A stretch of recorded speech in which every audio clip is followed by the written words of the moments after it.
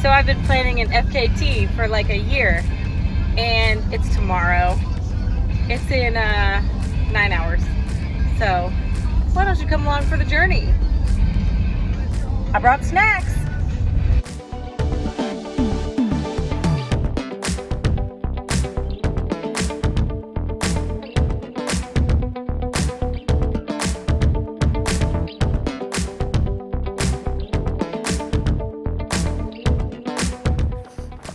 Good morning. It's a little bit before 5 o'clock and we're getting started.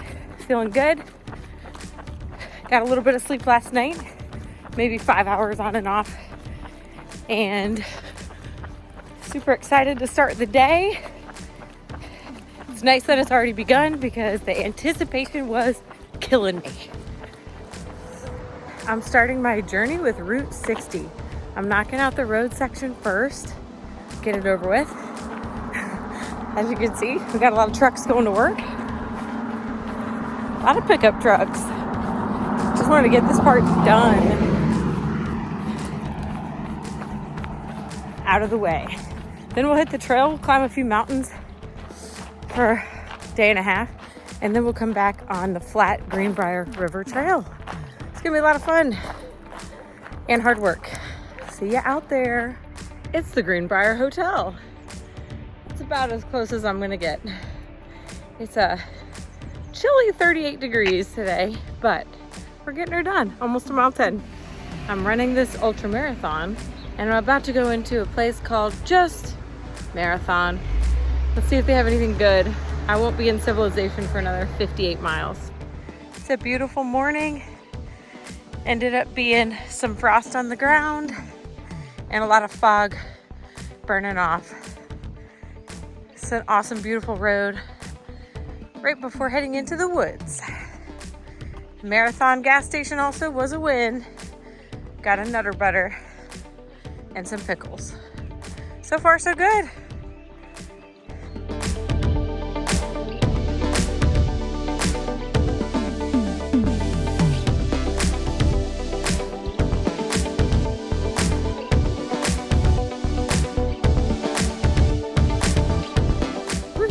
No bears got my stuff. My little stash is safe and ready to snack on. Yay, no bears. First stream crossing. Not ready to commit to the wet feet, so I'm gonna go one shoe off, woo, and one on. Get across this thing. Boom. Working.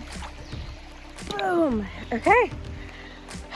Nice. Another stream. I think I can clear this one. Give it a shot. Made it.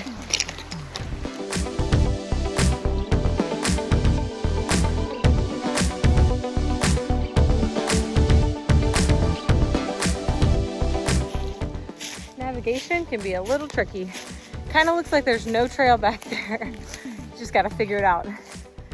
Got to look for a yellow blaze. Then you know you're going the right way. Boom, found one. Made it to mile 20, woohoo!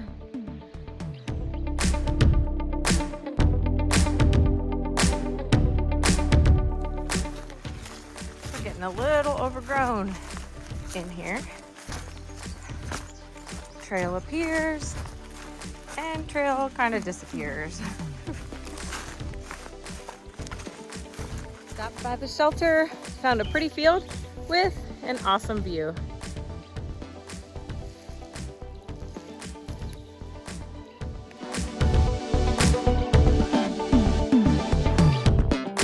Back in the rhododendron, so we must be close to a stream. Probably fill up my waters here.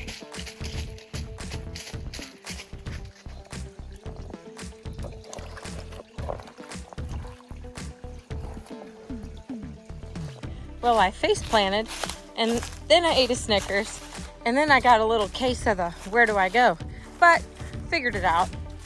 Just like an overgrown field next to a stream, so just followed the stream.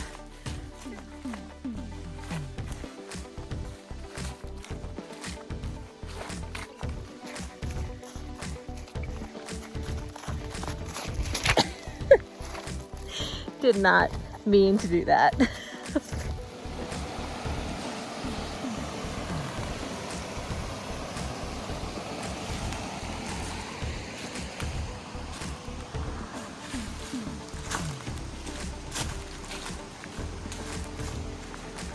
Haven't seen a person or car or road for 13 miles, which was a couple hours. So it's kind of nice to see this puppy right here.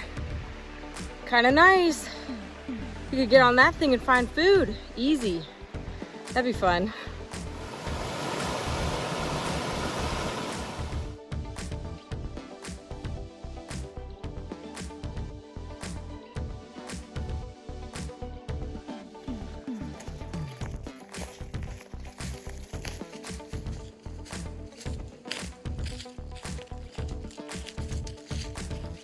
Well, that was crazy.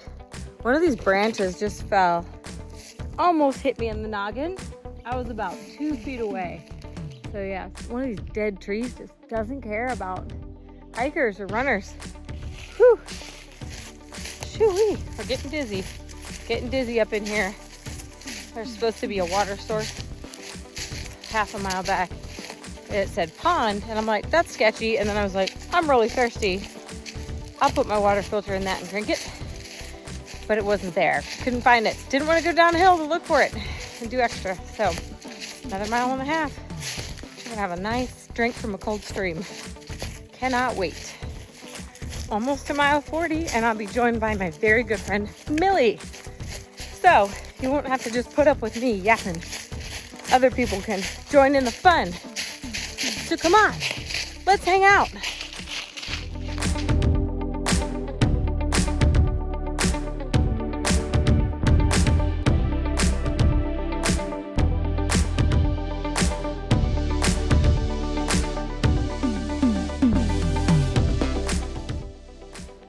The entire Allegheny Greenbrier Loop would be 175 miles long. It was my goal to complete it in under 80 hours. I knew that during the FKT, I would have to push through pain, confusion, hunger, thirst, heat, cold, fatigue, blisters, and more. Obstacles seemed to lurk around every corner. What would I encounter next?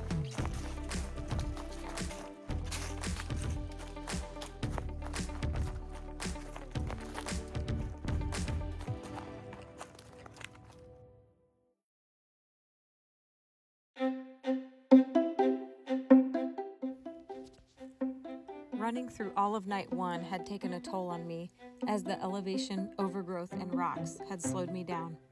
I had to run for 24 hours without sleep to reach my goal mileage on the first day. Still, I knew it would get a lot harder than this.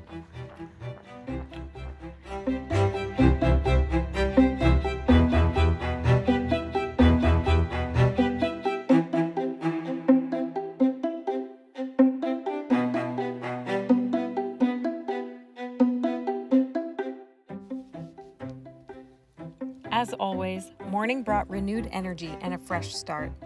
A little bit of sleep went a long way. My goal was still ambitious, but at some point today, I would be halfway, and that was a win. My crew tirelessly supported my efforts, and I couldn't fathom going another step without them, which is a good thing because I wouldn't have to.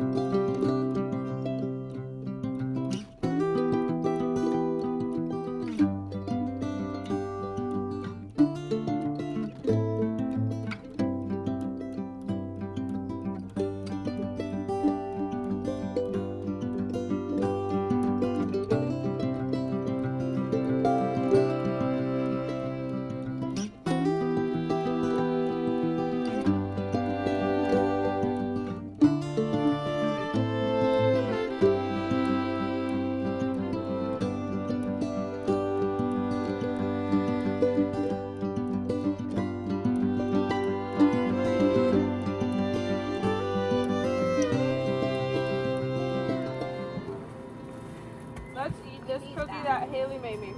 Are you not using these right now, Becky? Nah. Loaded. That's the tyrant cookie. It is. Isn't it awesome?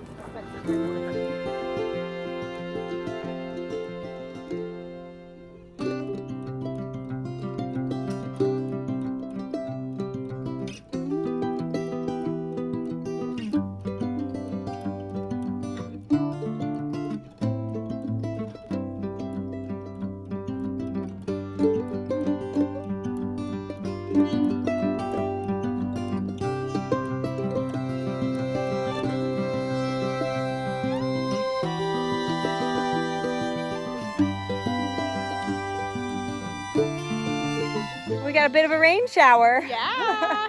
But we made it through. Kind of a downpour. But nothing you can do but just keep running.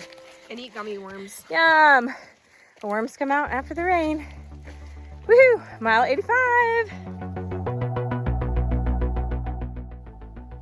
At this point, I was halfway and celebrated by asking Anna to climb the fire tower and take a picture of the view. Millie was back at the car, both resting and preparing for a long night by my side. I had heard horror stories of the dreaded night 2, but I had never experienced night 2 for myself.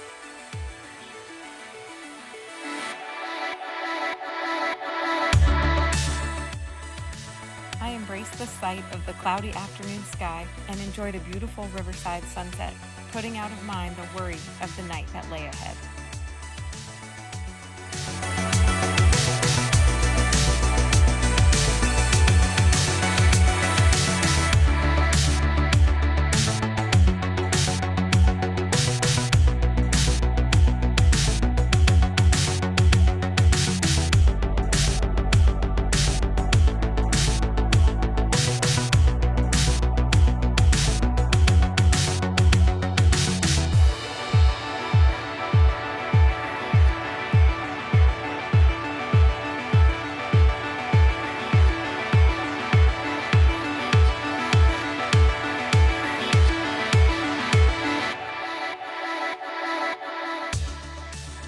The crew was reunited at the car in the picturesque train town of Cass, West Virginia, where I devoured a spaghetti feast, enjoyed laughs, and put the numbers on the watch to the side. Bundling up for a slow, humid riverside stroll in the low 40s, I ventured out onto the trail. Donnie paced me through 2 bear sightings and a cartoon bear hallucination. When Millie took over, we were greeted by a dark 500-foot-long tunnel. Oh my God. What is this? Oh my God. Why did I sign up for this?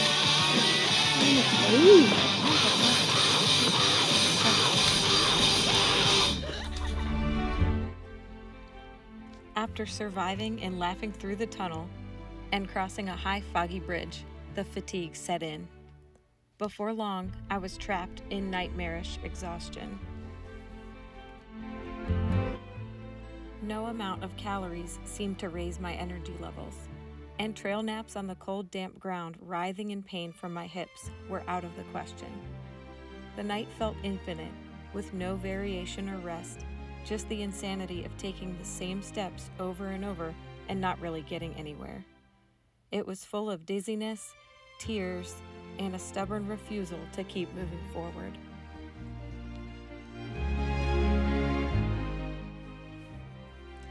I collapsed onto the ground approximately every mile. Finally, when we reached the agreed-upon meeting location, there was no aid station. Due to unsafe gravel roads, my crew was not able to meet me there. I would have to make it another 6 miles before truly resting. The darkness never left. I would not make it to sleep before sunrise. After the foggy sunrise, I reached the ultimate low. I was no longer able to cry or talk or think. I had hallucinated my car parked beyond the trees at least 6 times. Unable to reach the mirage, I couldn't bear the reality that it wasn't there. I simply closed my eyes and marched forward with my trekking poles to guide me. I had completely boycotted wakefulness, drowned in the sorrow that I was not yet asleep.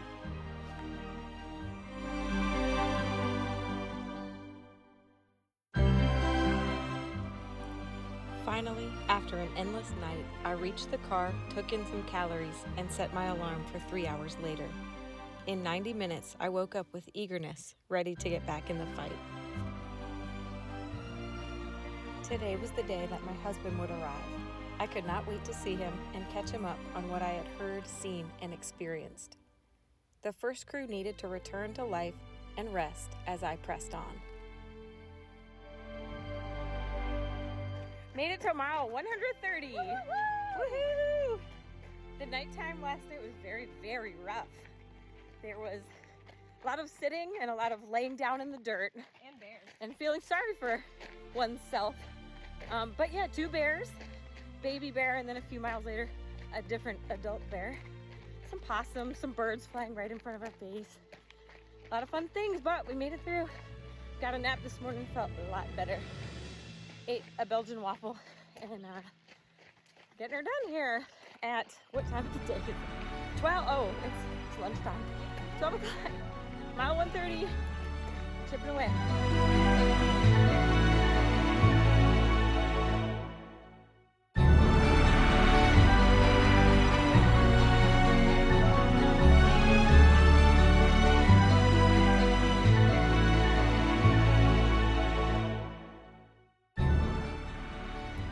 Crew number 2 was my husband Sean and my friend Kat, who would alternate running and driving until we reached the much-awaited finish. But before earning rights to the final crew, I first had to survive the blazing afternoon heat.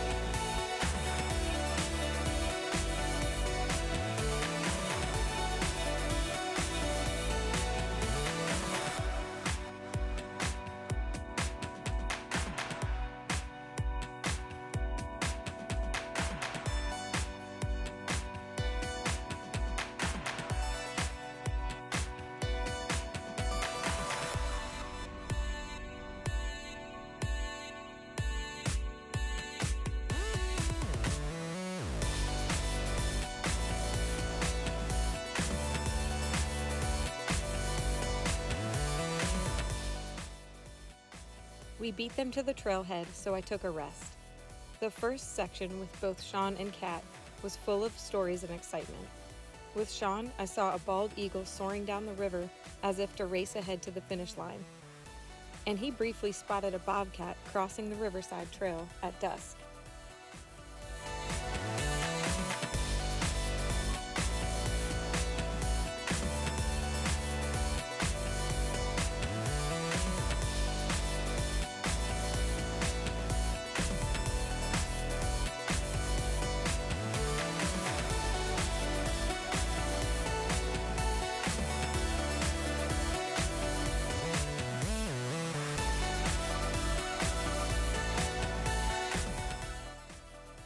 The sun set and the laughs continued for a while. When the nosebleed struck, I didn't mind the much-needed break. Oh, that's so sweet. What mile are we at? 1:49. Woo! What mile are you at?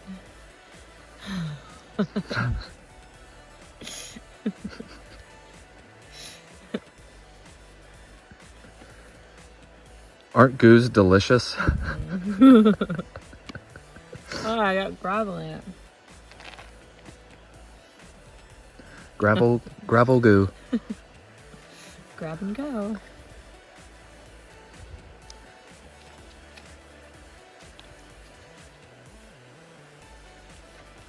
Dinner of Champions.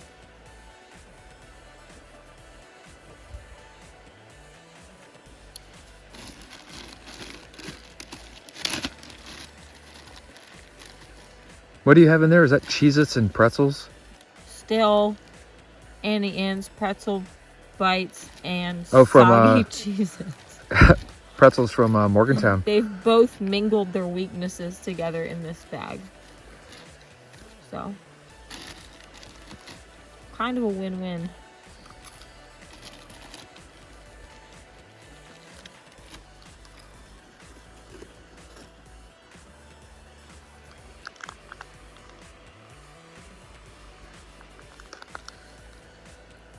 Well, you're doing great. You look great. Thanks.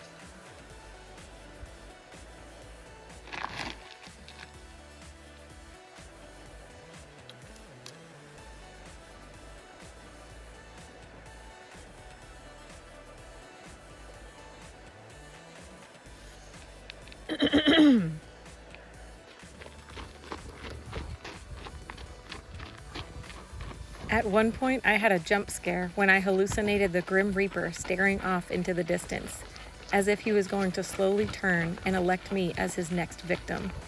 I jumped back, gasping and grabbing Sean's arm while he comforted me until it was safe enough to laugh. Finally, within a few miles of the car, we turned off our headlamps in the open field and looked up at the dark, moonless sky. A mystical pink glow shone behind the mountains, and shooting stars performed their roles in the vertical outdoor theater. It was as quiet and as peaceful as one could imagine. The remote isolation had been an excellent avenue to tranquility.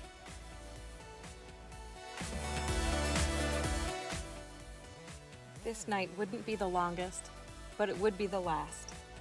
I slept with confidence instead of panic.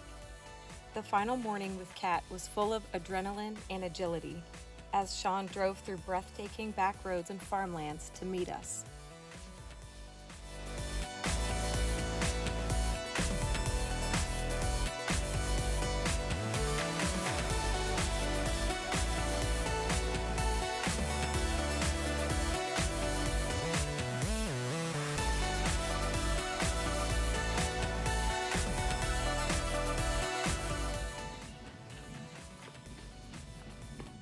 Looking good.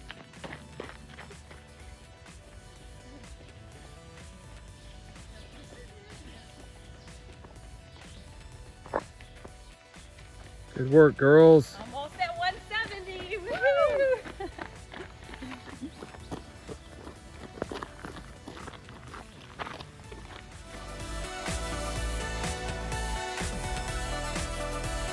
How many miles left? Just 9. Let's go.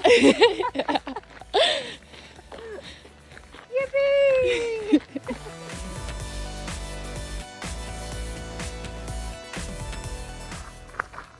Reba, Yeah. you've done 178 miles. Almost. Almost. What's been your favorite part? Hanging out with my friends. Having a really awesome crew. Good people. Good memories. What do you have to say to anybody that wants to get into distance running? Do it. Just start running. Just run today. And stick with it. You'll get it done.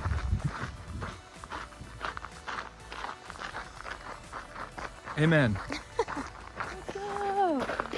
Reinforcements have arrived. Exactly 1 mile. That's not really 0.86. What? Let's go. You better do this.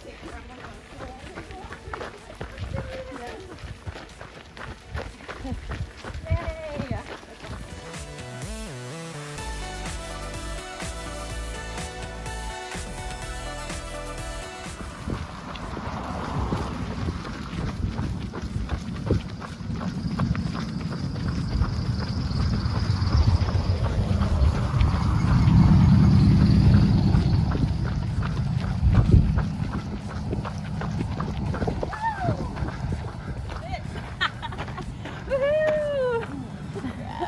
you.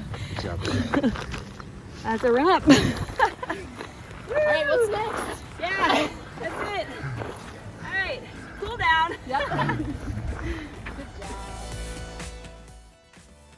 And just like that, the run had ended, not just as quickly as it began, but with the traces of unwavering resolve all throughout. A lifetime won't erase the memory of this epic run, and the ones who looked at this ordinary mother with a busy life and said it couldn't be done were silenced when the tyrant was defeated.